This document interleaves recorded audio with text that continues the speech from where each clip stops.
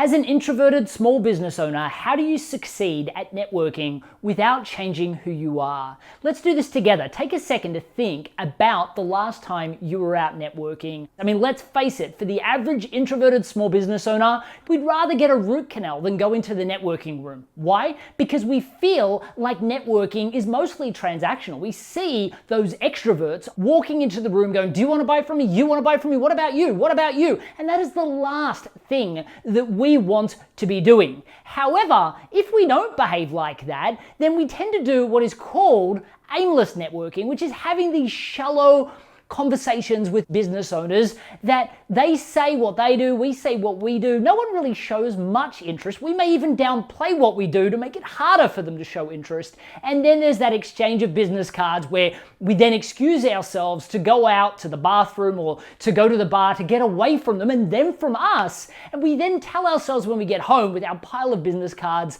that we're not going to reach out to them. They'll reach out to us if they're interested. Of course, we never get a phone call and nothing ever happens with them. That's why we feel like networking is a waste of time, and why would we do something that is uncomfortable that also doesn't work? Well, I'm here to tell you there is a new type of networking, and it is called strategic networking. Now, strategic networking can be done in a way that actually leverages the strengths of an introvert while actually allowing us to sidestep the things that we don't like so much, like small talk. Now, the power of this is it actually leverages our ability to plan and prepare, our ability to listen, and our ability to empathize with people. See, when we go to networking events, firstly, there's a ton of planning and preparation that can be done before we go. These days, you can pretty much know who's going to be in the networking room before you even go in, but you will definitely know what to say when you get there.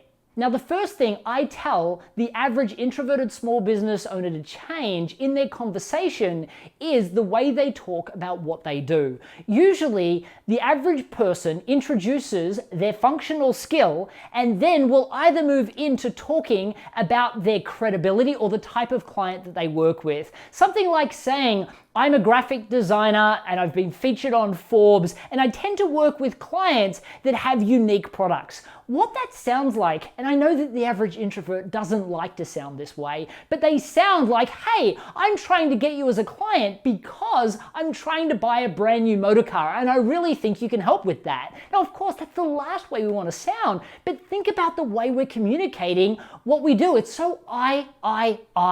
I always recommend that introverts talk about their passion and their mission for what they do. Make it more about the person that they're talking to or the impact that they want to have, as opposed to the functions and the credibility, which comes across as a resume. And especially for introverts who don't feel comfortable with self-promotion like me, it just feels horrible. So here's how I introduce myself. When somebody asks me what I do, firstly, I use what's called a unified message, and I'll talk about that in a second. But when somebody asks me what exactly that is, I will then respond with, well, one of the things I love to see more than anything in the world is an amazing introverted service provider business owner with enough talent, skill, and belief in themselves to go and start their own business.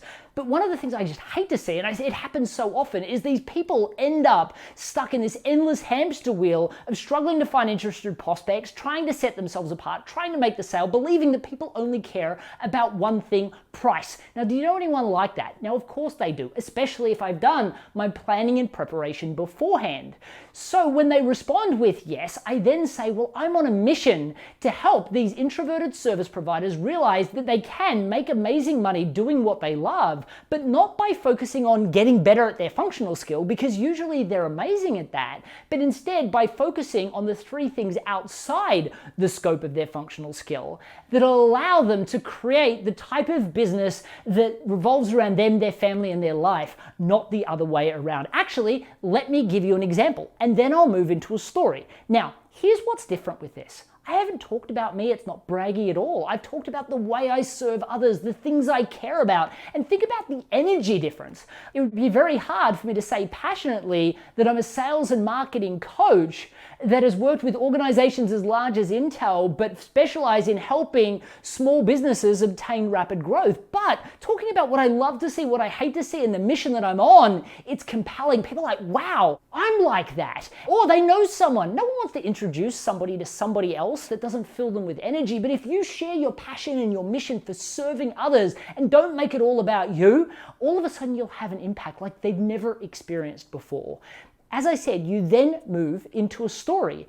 Now, a story is so powerful. Firstly, it short circuits the logical mind and you speak directly to the emotional mind. Now, as introverts, we're always so mindful of not capitalizing on people's time, not talking too much, and stories gives us a huge advantage here. It means we can talk for longer and people will actually enjoy it. It also stops us getting into jargon and detail, which introverts tend. I mean, let's face it, we tend to overcomplicate things. Stories stop us doing that. On top of that, it activates what's called the reticular activating system of our brain, which means that our brain synchronizes with the person we're telling this story to, which creates artificial rapport that us as introverts can turn into real rapport. One thing studies say is while introverts struggle with that initial rapport, we're really good at creating long-lasting rapport, something you might say extroverts struggle with. So story is so powerful. And when we use story and we get to the end and say, does that make sense? And we do it in a way that is designed to be educational and inspirational, but also embeds us as the only logical choice, people are prone to say, oh my gosh, I need that. How much do you cost? Now, of course, you should never sell in a networking room. I always am telling people this. When I role play with introverts, so often I say, oh, how much do you cost? Or, oh, I need that. What does working with you look like? And they start to answer the question, and then I pretend to be interrupted in a networking room by somebody else. And I then move over to that conversation. And in a role play, it seems weird, but the lesson I'm trying to teach is never sell in the networking room. So the thing that I want you to know is a time will come for sales, but you should never do it in the room when they ask. As a matter of fact, saying to them, look, it's so kind that you asked. Now's not really the time for that. I mean, we're all here networking and then scheduling a follow-up time to have a dialogue with them. Schedule it while you're there though, so you don't have any of that awkward follow-up. Now, how do I start the initial dialogue? How do I get them to say what exactly is that allows me to talk about my passion and mission? The answer is I introduce a unified message. Now, I discovered this back in 2014 when I first moved from Australia to the United States. See, I made the decision that I was going to be a coach and I was going to work with introverts to help them obtain rapid growth. In the past, I'd always sold a product or service. Now, yes, I'd built 5 multi-million-dollar success stories. However, I never actually sold me before, and this was the first time. Well, now I'm going into networking rooms and people would ask me what I did and I'd say, I'm a sales trainer. And people would look at me like I was one step above a scam artist and explain that they're introverted and they could never learn sales or they had a bad experience with a sales trainer in the past. If I said I was a marketing coach, they would then say, oh, I need one of those. How much do you cost? Now I'm talking about price and I just met them. I was trying to find a way to get into talking about the value I provided through passion, mission, and story. And I realized that I needed to get out of the bucket. See, a great example of that is a client of mine, Wendy, came to me and she said, look, for the longest time, I've been able to charge $50 to $80 an hour for a private consultation.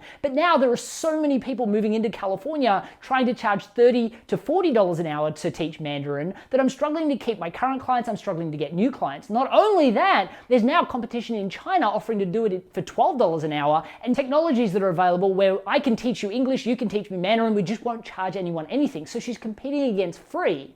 So I said to her that what we needed to do was avoid the battle altogether, because if she goes into a networking room and said that she taught Mandarin, that would go straight into a conversation about price. So I looked at all the people that she'd worked with over the years, and she'd worked with hundreds, but what I realized is that of those hundreds of people, there were 2 people specifically that she helped with far more than just language tuition. These were executives that were being relocated across to China, and she helped them understand really 3 pretty amazing things. The first was the difference with rapport in China versus the Western world.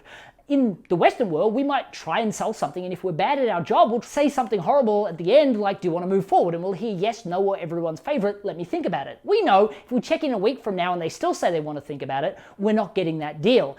Yet, in China, they're going to want to meet with you 5 or 6 times before they even discuss business. The requirement for rapport is so different. Gosh, they're probably going to want to see you drunk over karaoke once or twice. It's just the character of the person, because they're talking about 25 to 100-year deals, not transactional relationships. She helped them understand that, the difference between e-commerce in China and the Western world, the importance of respect, how important it was to hand your business card over the right way and receive one the right way, why it was important to reduce their accent before they went over. Learning the language wasn't enough. And I'm like, Wendy, you do so much more for these people than just language tuition. What are you doing? She said, well, they're just a few things. Like you, she was stuck in her functional skill. People overlook the amazing things they do outside the scope of their functional skill. I said to Wendy, is it fair to assume as a result of the assistance that you're giving these people, they're going to be more successful in China? She's like, yeah, I mean, that's the point, right?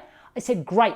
Let's call you the China Success Coach. We actually created a total new product called the China Success Intensive, where she worked with the executive, the spouse, and any children being relocated across to China. Now, she loved this idea, but she's like, well, who do I sell it to? What she's asking is, who do I mention this to when I'm out networking? Who do I look for in the networking room? So I asked her, who do you think? Now, she said, well, obviously it's the executive. Now, I got that. You know, I moved from Australia to the United States. I was terrified. Of course, it would be terrifying for them too, especially considering they speak a different language in China. I just said, it's not your ideal client though. Then she said, well, obviously the company would pay. So she's saying to me, I'm going to go out and network with companies that have executives being relocated. And while they've got millions of dollars riding on an executive being successful, I believed that her chances of success were higher if she networked for immigration attorneys. See, a lot of people don't know this, but these people get paid $5,000 to $7,000 for doing all the paperwork, all the bureaucracy that comes with doing a visa. They've got to pay to get a customer, they've got staff to pay for, they've got rent to pay for. And I decided that this was the group that she would be able to make the most money out of. So she went to networking rooms and she would introduce herself as the China Success Coach. And when they asked her what that is, she would then talk about her passion, the things she loved to see, what she hates to see, and her mission for service. And then she would move into a story. Now, immigration agents loved her because we came up with this idea of offering them a $3,000 commission for any successful introduction to the China Success Coach. They loved it. They're like, double my profit for a simple introduction. What would I have to say? And we said, well, all you've got to do is say, congratulations, you now got your visa. I just want to double check you're as ready as possible to be relocated across to China. The overconfident executive would say, yeah, I think so. I mean, we've got our place sorted. We've got our visa now, thank you. We're learning the language. Kids are getting pretty good at it too. I think we're set. And she would get them to just respond with, well, there's actually a lot more to it than that. I think you need to speak to the China Success Coach. Wendy would then get on the phone with the easiest sell in the world. These people were terrified to go. The organization was motivated to pay, and they were recommended by their attorney. Now, she sold this product for $30,000. Minus the commission check, she made $27,000 for the easiest sale in the world. Now, that's rapid growth. I mean, it beats trying to hustle every day in a crowded market to sell something for $50 to $80 an hour. But here's what's key. By introducing herself as the China Success Coach, she got a totally new conversation because they couldn't put her in a bucket and go, I know what that is, I don't need you, or how much do you cost? Then she learned how to talk about her passion and her mission, and then share a story that educated and inspired while embedded her as the only logical choice. And even better, she got the opportunity to get lead after lead from that same person that she developed the relationship with, as opposed to constantly going out and hustling to find new prospects to sell to. And that brings me to my last point. If you go into a networking room thinking that your goal is to sell to the person you're speaking to, you're actually missing out. See, while prospects are absolutely a necessity, and if you run into one and they say, I want to buy from you, that's a great thing. The real key out of the hamster wheel of struggling to find interested people, trying to set yourself apart, trying to make the sale while feeling like people only care about price is this: finding momentum partners and champion relationships. The people like, for Wendy, this immigration attorney that constantly introduced her to new clients, or just somebody that introduces you to lots of people that have podcasts that are in front of your ideal target demographic, is also a great momentum partner. And champions, people that give your work credibility. For instance, Ivan Meisner, the founder of BNI, the world's largest networking group in the world, and a fellow introvert, endorsed my new book, The Introvert's Edge to Networking. Think about the credibility that that gives me, and the ability for me to leverage that credibility from this endorsement and the video endorsement that Ivan did to get more people to trust my work and to discover my work. See, I believe that if you can find just a few momentum and champion relationships, you really can leverage that to get out of the hamster wheel of the day-to-day and to create the rapid growth business that you deserve. Now, for those that don't know me, my name is Matthew Pollard, and I'm the author of the best-selling book series, The Introverts Edge. And if you had have told me when I was leaving high school that I would be one day standing in front of a camera and telling people that they can succeed in networking as an introvert, that I would be the author of a best-selling book on the topic showing introverts how to succeed in the networking room, I have to admit, I would never have believed it. See, I think that people are constantly projecting extroversion on people. If they see someone as successful, they naturally assume that they had it easy